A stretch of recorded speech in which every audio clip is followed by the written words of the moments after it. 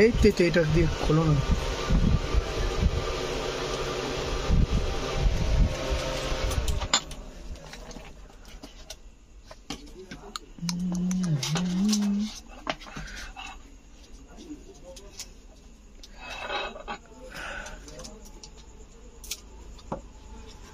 Charger কিন্তু দেয় না। হ্যাঁ চার্জার তো আছে। ওটাকে ছুরি দিয়ে করে কখনো ফোনে স্ক্র্যাচ পড়ে যাবে।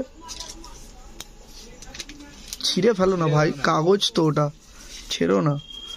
হ্যাঁ ছিঁড়ে ফেলো, কি হবে ওটা।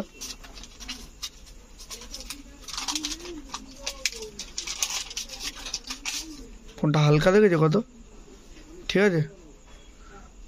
দাও এবার বুট ফুট করি আমি, করো চেপে ধরে যাও।